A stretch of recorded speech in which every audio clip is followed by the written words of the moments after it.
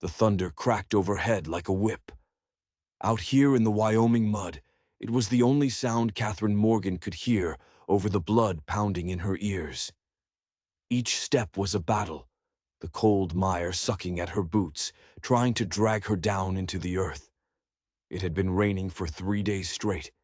3 days since the stagecoach was hit. 3 days of walking toward a town called Redemption Creek, a place that felt more like a ghost than a destination. Rain and tears mingled on her face. At 22, she thought she'd seen the worst of it.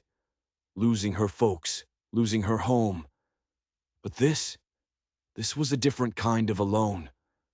The world tilted, a sickening lurch of gray sky and brown earth. Her legs gave out. She fell face first into the mud, the world going dark.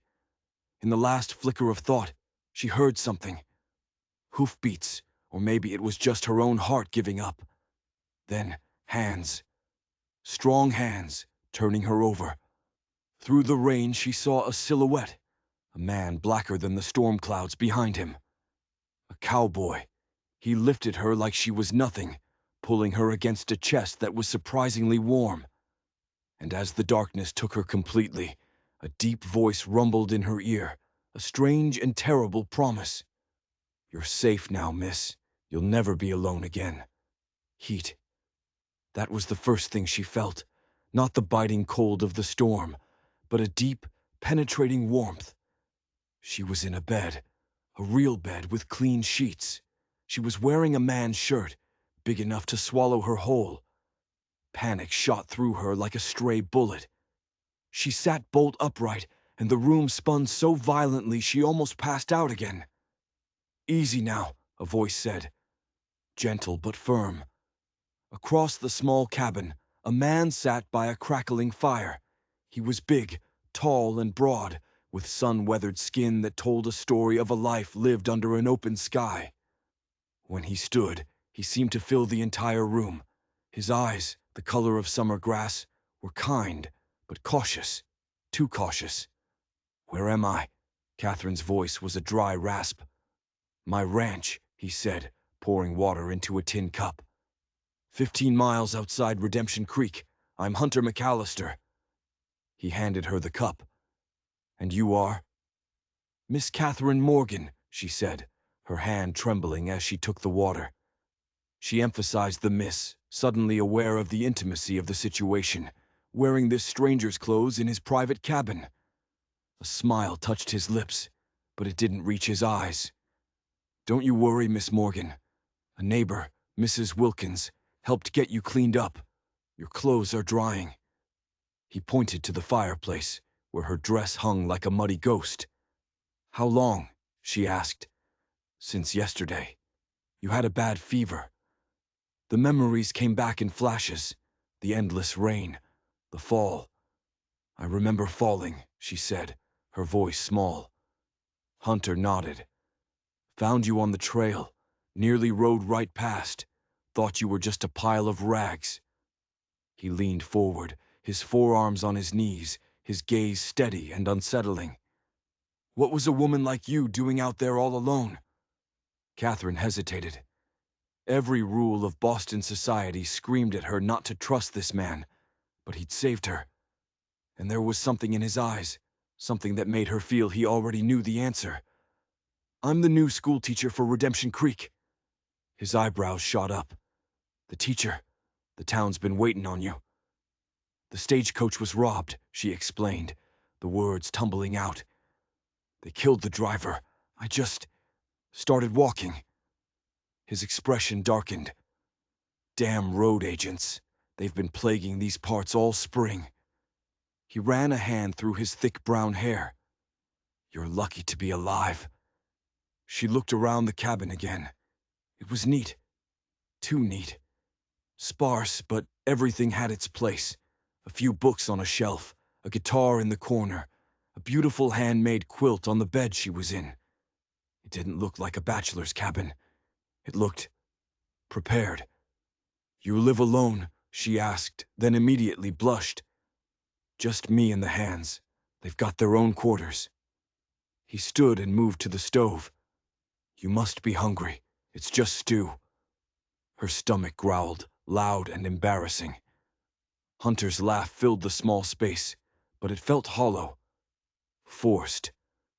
As he ladled stew into a bowl, he said, "I should let the town council know you're here. They'll be relieved." He brought her the bowl, and as their fingers brushed, a jolt, like lightning, shot up her arm. "Thank you, Mr. McAllister," she said, looking down, trying to hide the flush on her cheeks. "Hunter," he corrected her. "And it's no trouble. I promised you weren't alone anymore, didn't I?" Catherine froze, the spoon halfway to her lips. His words from the storm. She remembered them perfectly. "You remember saying that?" A flicker of something, embarrassment. No, something else, crossed his face. "You heard that? Thought you were out cold." "I was drifting," she admitted. Their eyes met, and this time the silence was heavy. It wasn't the comfortable silence of two strangers finding common ground. It was the silence of a secret hanging in the air. He stood up abruptly, breaking the tension. "Eat up. I need to check on the horses." He grabbed his hat and was gone, leaving Catherine with a bowl of stew and a heart that was pounding for all the wrong reasons. That promise, it hadn't sounded like a comfort. It had sounded like a cage door swinging shut. The next morning, the storm was gone. Sunlight streamed into the cabin, but it didn't chase away the shadows in Catherine's mind. She dressed in her own clothes, now clean and stiff, and stepped outside. The ranch was beautiful, nestled in a valley with rolling hills and a winding creek. It was idyllic. Too idyllic, like a painting designed to hide something ugly. "Morning," Hunter's voice cut through the quiet. He was by a corral, watching a young hand work with a horse. "Sleep well?" "Better, thank you," she lied. "Your ranch is beautiful." "Been in my family for years," he said, pride in his voice. "My father staked the claim." He gestured to the vast landscape. 2,000 acres. "You built all this?" she asked. "My father started it. I finished it, after he passed." His tone was flat, final. There was a story there, one he had no intention of sharing. He introduced her to the young hand, Joe Quinn, and then to Mrs. Wilkins, the older woman who had supposedly tended to her. Mrs. Wilkins was kind, her face a road map of wrinkles, but her eyes were sharp. They watched Catherine with an intensity that felt less like concern and more like an appraisal. "Good to see you on your feet, miss," Mrs. Wilkins said. "Had us worried." "It was Mr. McAllister who sat with you all night," she added, her gaze flicking to Hunter. "Wouldn't leave your side." Hunter looked uncomfortable, quickly changing the subject to Mrs. Wilkins' famous biscuits. Over breakfast, they told her about Redemption Creek, how they'd struggled to keep a teacher. The last one left after a rattlesnake was put in his desk. The one before that married a widow and moved away. The stories were neat. Too neat. Plausible excuses for why people might leave or disappear. After breakfast, Hunter offered to show her around. As they walked by the creek, the conversation felt like a dance, both of them circling a truth neither was willing to name. "Do you miss Boston?" he asked. "It stopped feeling like home," she answered honestly. She told him about her parents, about becoming a governess. "When I saw the ad for a teacher in Wyoming, it felt like a new start." "That takes courage," he said, his eyes searching her face. "Coming out here alone." "Or desperation," she countered. "Sometimes they're the same thing." He told her about the road agents, the gang led by a man named Blackwood. "They're clever," he said. "Strike fast and disappear." Just like the teachers, she thought. They circled back toward the cabin. Catherine felt his eyes on her, and when she looked up, his gaze was so intense it stole her breath. For a second she saw something raw in his eyes, something that looked like desperate hunger. Then hoofbeats. A rider approached, his horse panting. "Hunter, Blackwood's gang hit the supply wagon. Mayor's calling a meeting." Hunter's jaw tightened. "Casualties. Drivers wounded. They took everything." "Damn," Hunter muttered.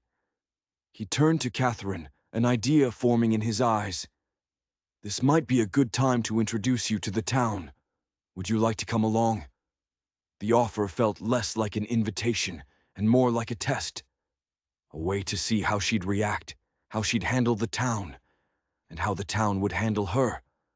A small part of her screamed to stay put, to run, but a bigger part, the part that had survived Boston and the wilderness, knew she had to face whatever was waiting in Redemption Creek. "Yes," she said, her voice firm. "I'm ready." An hour later, they rode into town. Redemption Creek was bigger than she expected, a single main street lined with rough wooden buildings. But the people were strange. They stared as she and Hunter rode past.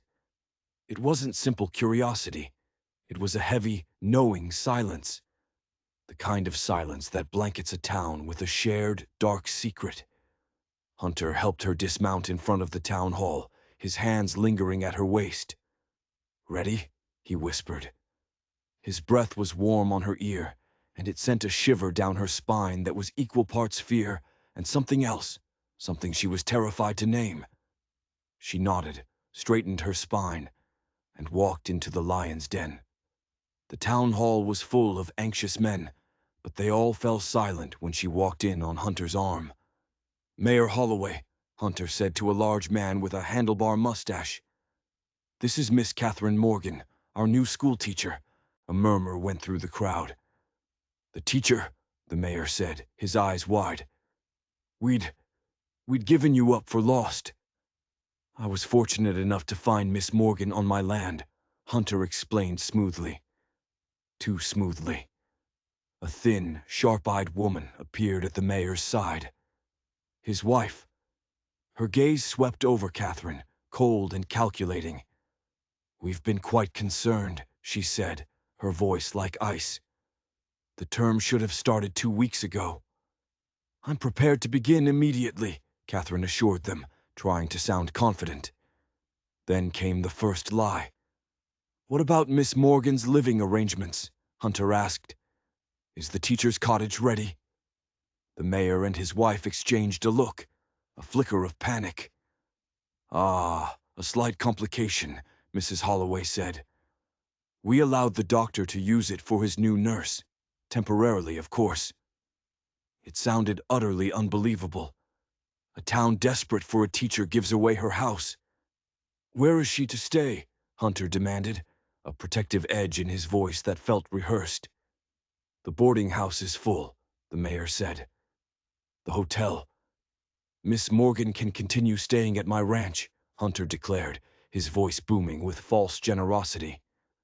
"Mrs. Wilkins is there as chaperone. It's all perfectly proper." The mayor looked relieved. Too relieved. They all wanted her back at that ranch. Out of sight. Under Hunter's control. The rest of the meeting about Blackwood's gang was just noise. Catherine's mind was racing. Nothing about this was right. The town, the mayor, Hunter. They were all part of a conspiracy, and she was trapped in the middle of it. After the meeting, Hunter insisted they visit the schoolhouse. As they walked down the main street, she felt the eyes of the town on her back. "They're staring," she murmured.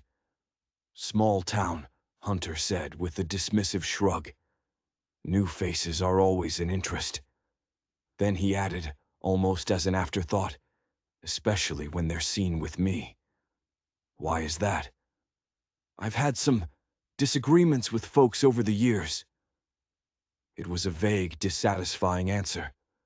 The schoolhouse was perfect. Clean, orderly, ready for students. Too ready. As if it had been cleaned up recently, scrubbed of any trace of its previous occupant. As Catherine stood in the empty classroom, a chilling thought struck her. She wasn't the replacement teacher. She was the replacement victim. As they were leaving, a group of rough-looking men spilled out of the saloon.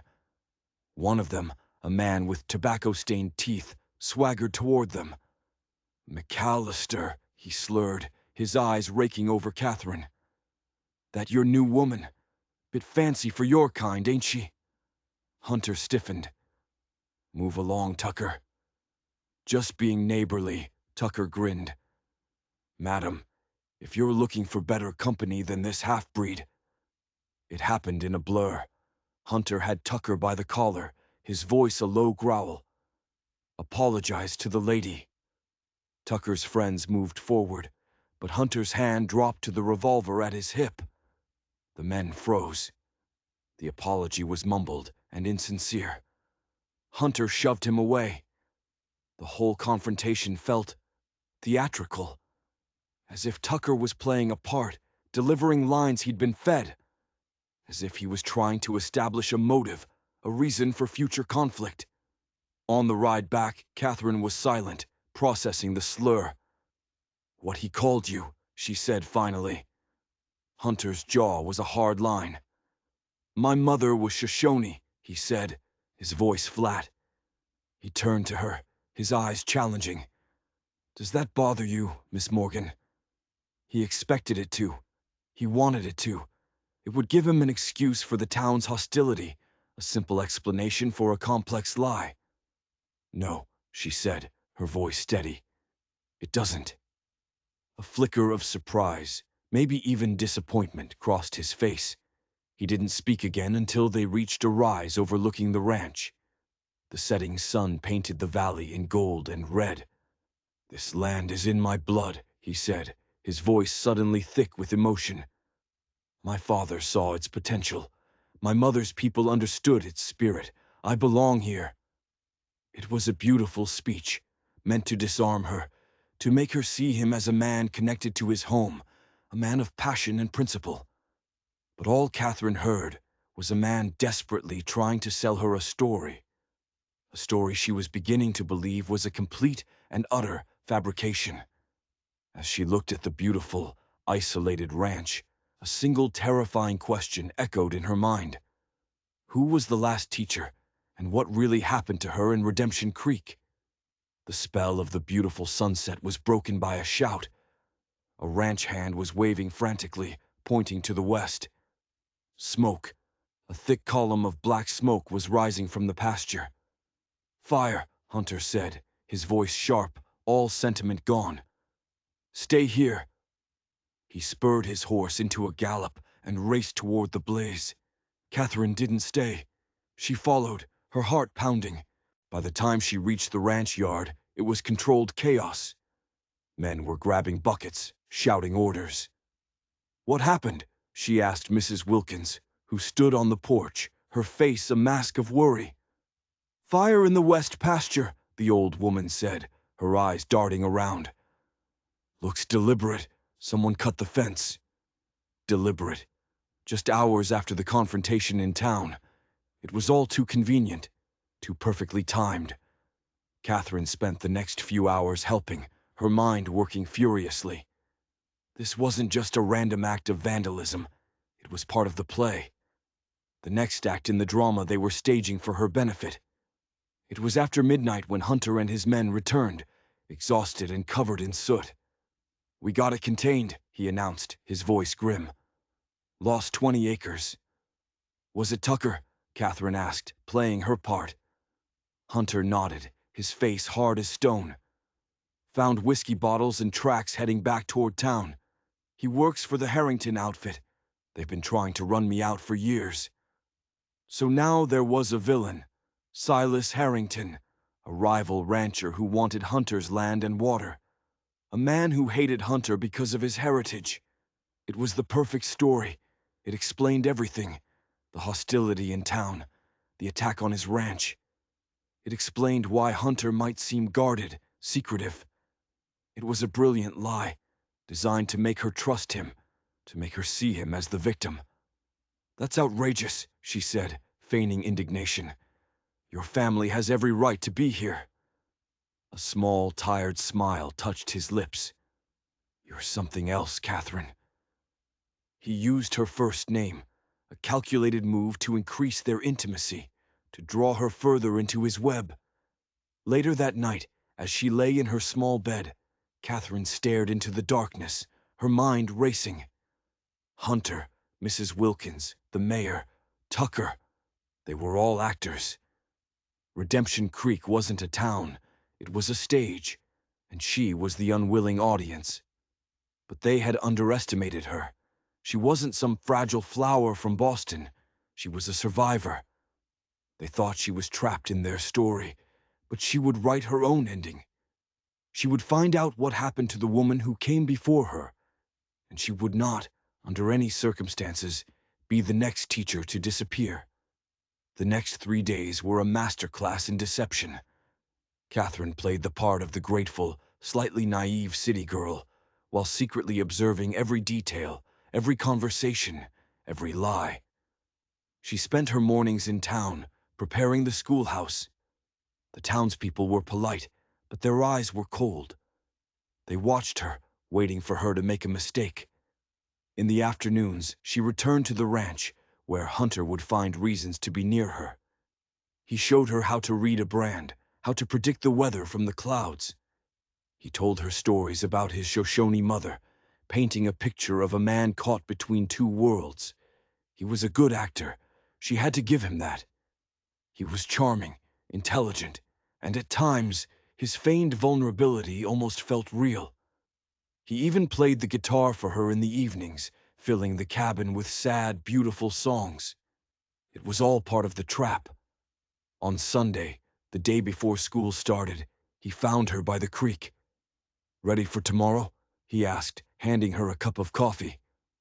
"I'm nervous," she admitted, which was true, but not for the reasons he thought. "You'll do fine," he said, his voice low and reassuring. "You have a natural way with people." He told her the teacher's cottage would be available next weekend. The nurse was conveniently leaving. The timeline was accelerating.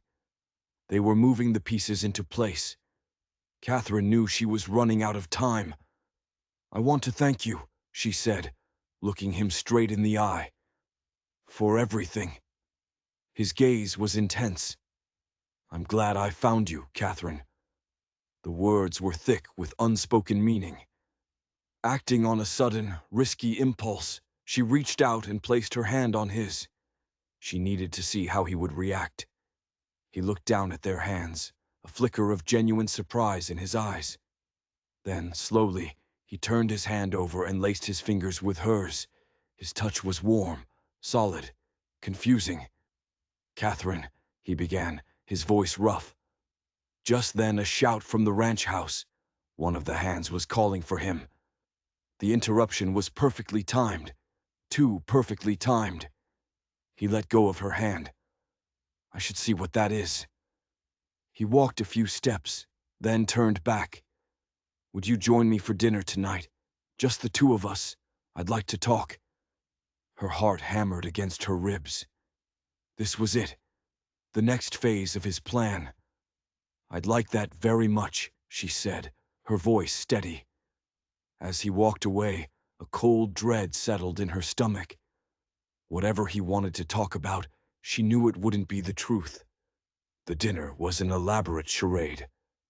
Hunter had set the table with his best dishes and wildflowers. Mrs. Wilkins served them, and then vanished. He was trying to create an illusion of romance, of intimacy. He poured her a small glass of whiskey. He moved his chair closer to hers. "Catherine," he said, his voice low and serious, "I need to be honest with you." She braced herself for the lie.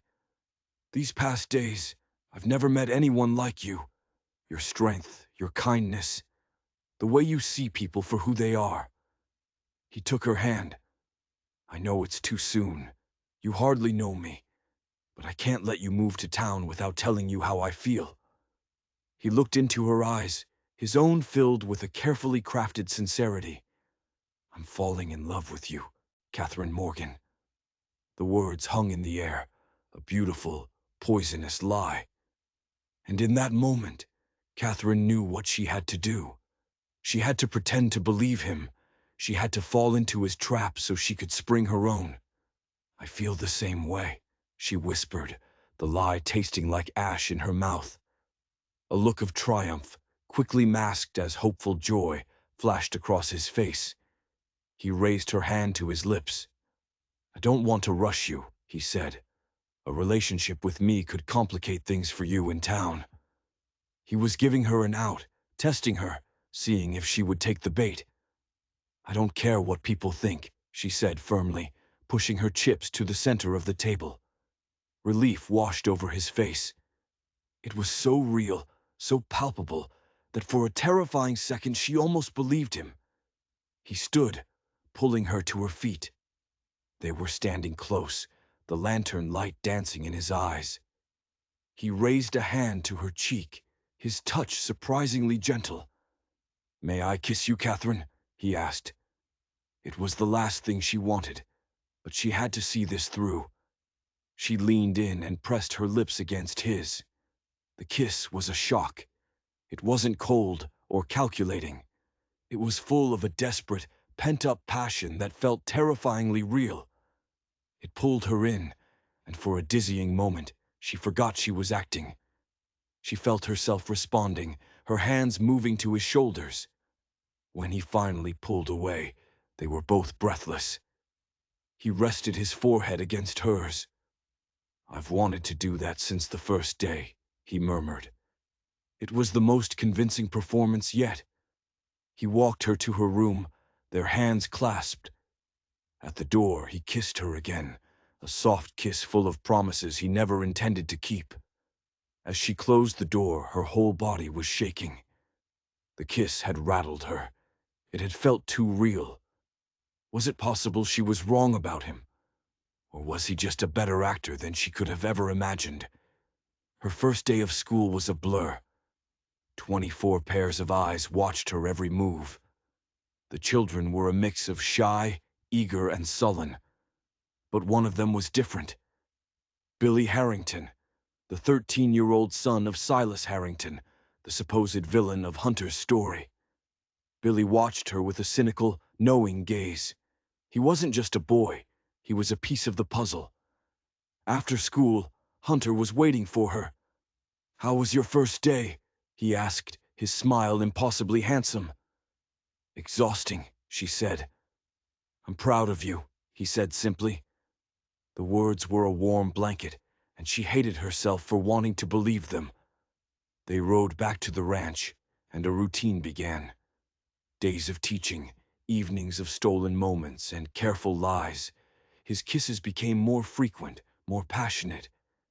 And each time, it became harder for Catherine to remember it was all a game. She was losing herself in the role she was playing. On Friday, the day before she was supposed to move into the teacher's cottage, he took her to a high meadow at sunset. "I'm going to miss this," she said, leaning against him, the lie becoming easier to say. "I love you, Catherine," he said, his voice thick with emotion. "I know it's fast, but some things you just know." "I love you too," she whispered back. The lie was a poisoned dart, and she was aiming it at her own heart. He kissed her, a deep, desperate kiss. When he pulled away, his eyes were burning with an intensity that scared her. "Marry me," he said. The words hit her like a physical blow. This was the endgame. Marriage. A way to bind her to him, to this place, forever. A way to ensure she could never leave. A way to make her the next Mrs. McAllister to disappear. "Hunter, are you sure?" she asked, stalling for time. "I've spent my life navigating between two worlds," he said, his voice ringing with rehearsed sincerity. "With you, I finally feel whole." He pulled a small object from his pocket. A ring, a simple gold band with a perfect blue sapphire. It was my mother's. He slid it onto her finger. It fit perfectly. Of course it did. He'd probably had it sized. "Yes," she heard herself say, her voice sounding distant, like it belonged to someone else. "Yes, I'll marry you." The smile that lit up his face was blinding. He kissed her again, sealing the terrible bargain. They agreed to announce their engagement on Sunday, after church. They would marry in 2 months. 2 months. She had 2 months to uncover the truth and find a way to escape. The next day, she moved into the teacher's cottage. It was small and clean and felt like a prison cell. As Hunter left her at the door, he squeezed her hand. 2 months, he whispered. Then you're mine. The words were meant to be romantic. To Catherine, they sounded like a death sentence. The announcement of their engagement sent ripples through the town. The reactions were a carefully orchestrated mix of surprise, disapproval, and congratulations. Mrs. Davies, the formidable woman from the school board, gave her a surprisingly warm smile. "You'll do just fine here," she said. Was she another actor or a potential ally? Catherine couldn't be sure. The true test came in the form of Silas Harrington. He confronted Hunter on the street, just as Catherine was leaving the schoolhouse. "Heard you're marrying the teacher," Harrington sneered. "Shame she's settling for a half-breed." The words were ugly, but the delivery was flat, uninspired. Harrington was a terrible actor. Catherine strode forward, fueled by a rage that was only partly feigned. "I am not settling for anything," she declared, her voice ringing with conviction. "I'm marrying the finest man I've ever known." She took Hunter's arm and they walked away. "That was either very brave or very foolish," Hunter murmured, his eyes filled with something that looked disturbingly like real pride. The lines were blurring. The play was becoming real. She was so deep inside the lie, she was starting to forget which feelings were fake and which were terrifyingly real. Her only hope was Billy Harrington. The boy knew something. He watched her with sad, old eyes. She had to find a way to talk to him alone. 2 weeks before the wedding, she got her chance. She arrived at the schoolhouse to find it vandalized. Desks were overturned, and scrawled across the blackboard in crude letters were the words, "No breed lovers." It was another scene, another plot point designed to rally the town around them, to solidify their story. But this time, they made a mistake. They'd done it overnight, but a storm had rolled in unexpectedly. There were fresh mud tracks outside the broken window. Small tracks, too small for a man. The town rallied, just as planned. People brought food and offered to help clean. It was a beautiful display of community support, all of it fake. Later that day, as Catherine was sweeping up broken glass, Billy Harrington slipped back into the empty classroom. He stood silently for a moment, then looked at the blackboard. "They spelled lovers wrong," he said quietly. Catherine's heart stopped. She looked at him, really looked at him, for the first time. "Billy," she said, her voice barely a whisper. "Did you do this?" He didn't answer. Instead, he walked to her desk and put a small, tarnished silver locket on it. "This was hers," he said. "The other teacher, Miss Eleanor." He looked up, and his eyes were full of tears. "He gave it to her, just like he gave you that ring." Catherine stared at the locket, her blood turning to ice. "He lies," Billy whispered, his voice trembling. "They all lie. My father, the mayor, all of them. They're all afraid of him." "Afraid of who, Billy?" she breathed. "Your father." Billy shook his head, a single tear tracing a path through the grime on his cheek. "No," he said, his voice cracking. "They're afraid of Hunter." The locket felt cold as death in Catherine's hand. Inside there was a tiny faded portrait of a smiling young woman with dark hair. Miss Eleanor, the woman she had replaced. "What happened to her, Billy?" Catherine asked, her voice shaking. "He loved her," Billy said. "Or he said he did, but she found out his secret, about the mine. The mine, Catherine repeated, confused. What mine? The silver mine, Billy whispered, looking nervously toward the door. The one they say dried up years ago. It didn't. There's a new vein, a rich one. It runs right under his land, and my father's. Suddenly, it all started to make a horrible kind of sense. The land, the conflict, Harrington. It was all real, but the roles were reversed. Miss Eleanor found out, Billy continued. She was going to tell the federal marshal. Hunter found out she was going to betray him, so he... Billy couldn't finish the sentence. He just shook his head, his face pale with horror. Where is she, Billy? He pointed a trembling finger toward the floorboards. He buried her, he whispered. Right here, under the schoolhouse. The world tilted. Catherine grabbed the edge of a desk to keep from falling. Buried, under her feet. All this time, she had been walking on the grave of her predecessor. The vandalism, the threats, the fake rivalry with Harrington. It was all a distraction. A way to control the narrative, to make Hunter the hero and Harrington the villain, so no one would ever look too closely at the rancher who had a fortune in silver beneath his feet, and a body beneath his schoolhouse. He's not Shoshone, Billy added, the final piece falling into place with a sickening thud. His mother was a white woman. He made that up, to explain why people hated him. It was easier than telling the truth. The handsome, brooding man of two worlds was a complete fabrication, a character he had invented to hide the monster beneath. And she was engaged to him. In 2 weeks, she was going to marry him. You have to get away, Billy urged, his eyes wide with fear. He'll find out you know. He'll do the same thing to you. But where could she go? The whole town was in on it. The mayor, the sheriff, even Harrington, who was probably being blackmailed. She was completely, utterly alone. No, not alone. She had Billy, and she had the truth. It was a fragile weapon against a man who had built an empire on lies, but it was all she had. She had to play the part of the loving fiancé for 2 more weeks. She had to smile and plan her wedding, all while knowing she was sleeping in the shadow of a murderer. She had to find a way to get a message out, to get to the federal marshal in Cheyenne. She looked at Billy, this brave, terrified boy. He was risking everything to help her. Thank you, Billy, she said, her voice filled with a resolve she didn't know she possessed. Now go, before someone sees you.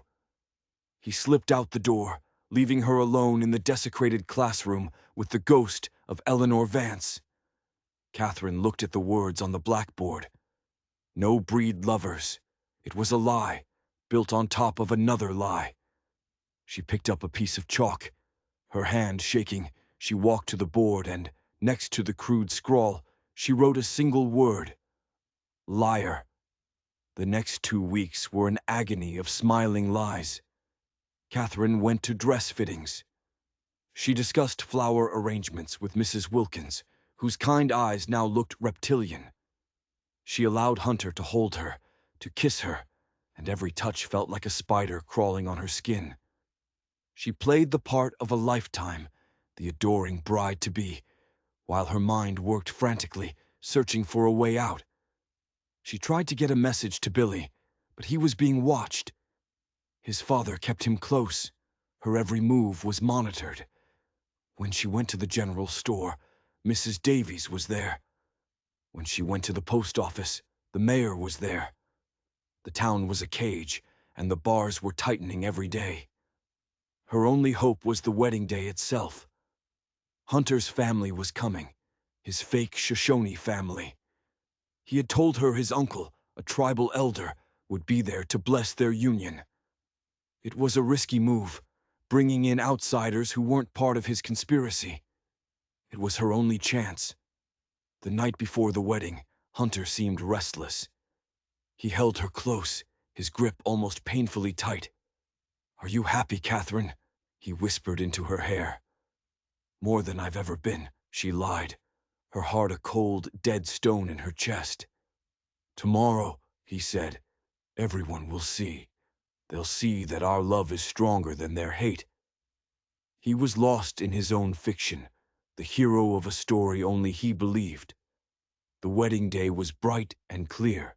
The ranch was decorated with ribbons and flowers, a beautiful stage for a horror show. The guests arrived, the complicit townspeople on one side, a small group of Shoshone people on the other. Hunter had actually hired them, paid them to play the part of his family.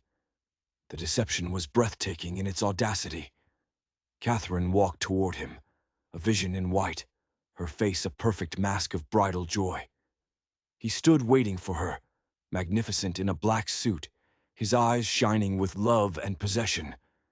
As she took his hand, she slipped a small, folded note into it. His smile faltered for a fraction of a second as his fingers closed around the paper. The ceremony began, a blasphemous mix of Christian rites and fake native blessings. When it was time for the vows, Hunter's voice was strong and clear, filled with soaring lies about honor and cherishing her. Then it was her turn. She looked out at the silent, watching crowd, at Billy Harrington, who was staring at her, his face pale, at Silas Harrington, a man trapped in his own weakness, at the kind-faced Shoshone elder who was being paid to participate in this farce. "I take you, Hunter McAllister," she began, her voice clear and steady. The crowd leaned in. Hunter squeezed her hand, urging her on. She looked him directly in the eye, and for the first time, she let him see the truth, the terror, the loathing. "As the murderer of Eleanor Vance," she finished. A collective gasp went through the crowd. Hunter's face went white. He dropped her hand as if it were on fire. He opened his palm and looked at the note she had given him. On it she had written 2 words, "I know." "What is this nonsense?" he blustered, trying to laugh it off. "My bride is making a joke." "It's no joke," Catherine said, her voice rising. "You killed her. You killed her because she found out about the silver, and you buried her under the schoolhouse." Panic erupted. The townspeople started shouting, denying it. Silas Harrington looked like he was going to be sick, but the Shoshone elder stepped forward, his face grim. "We were paid to be here," he said, his voice deep and resonant. "This man is not one of us. He has no honor." That was all it took. The illusion shattered. Hunter's carefully constructed world crumbled to dust. His face twisted into a mask of pure rage. He lunged for her, but the Shoshone men moved faster, surrounding him. The sheriff, seeing the tide turn, finally drew his weapon. "It's over, Hunter," he said, his voice weak. But it wasn't. With a guttural roar, Hunter threw one of the men aside and bolted. He ran for the barn, for the horses, for escape. Catherine watched him go, and she knew it couldn't end like this. He couldn't just disappear, like Eleanor had. Without thinking, she picked up the skirts of her wedding dress and ran after him. She heard people shouting her name, but she didn't stop. She followed him into the dark, cavernous barn. He was frantically saddling his horse. "You won't get away with this," she said, her voice echoing in the hay-scented darkness. He turned, and in his hand was a pistol. "I should have killed you that first day," he snarled, his handsome face ugly with hate. "I knew you were too smart." "Why?" she asked, her voice shaking but defiant. "Was it all about the money, the silver?" "It was about respect," he roared. "This town laughed at my father. They thought he was a fool. I showed them. I built an empire. I own every single person in that pathetic town, and I would have owned you." "Love had nothing to do with it," she whispered. He laughed, a harsh, ugly sound. "Love? You were a means to an end, a pretty new piece for my collection." He raised the pistol. "Just like Eleanor." Suddenly, a small figure darted out from behind a stack of hay bales. It was Billy.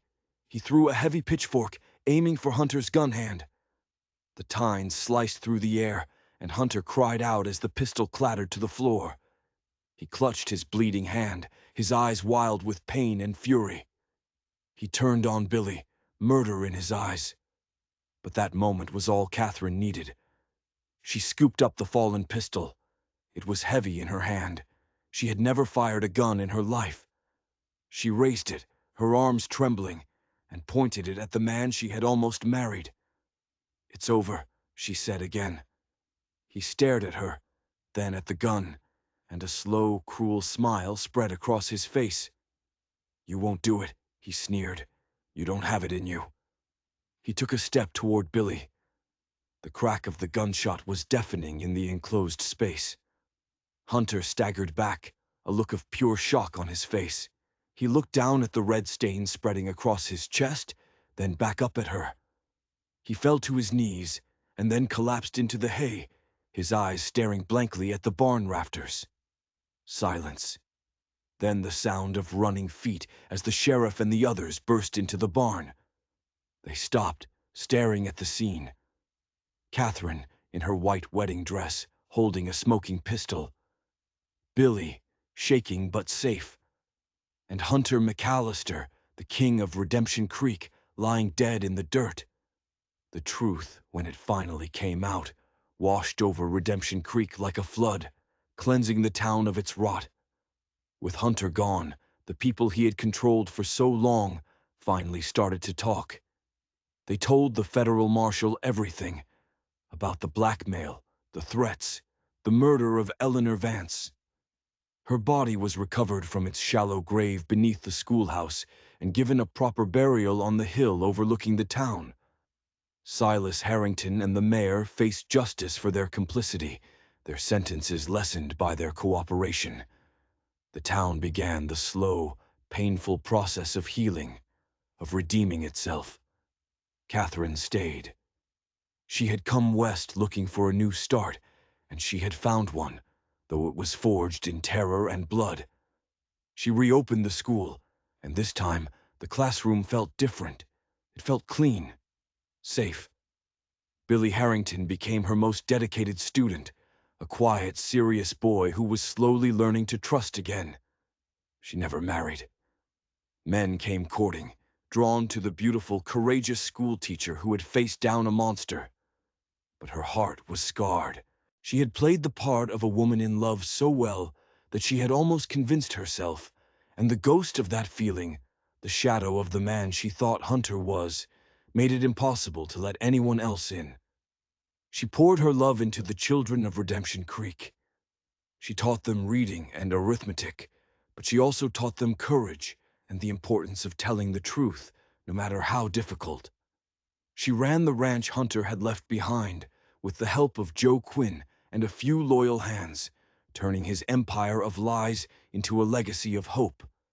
Years later, when she was an old woman with silver hair and eyes that had seen too much, a young reporter came from Cheyenne to write a story about the legendary Bride of Redemption Creek. "Do you ever regret it?" he asked, sitting on the porch of the ranch house she had filled with books and sunlight. "Coming out here?"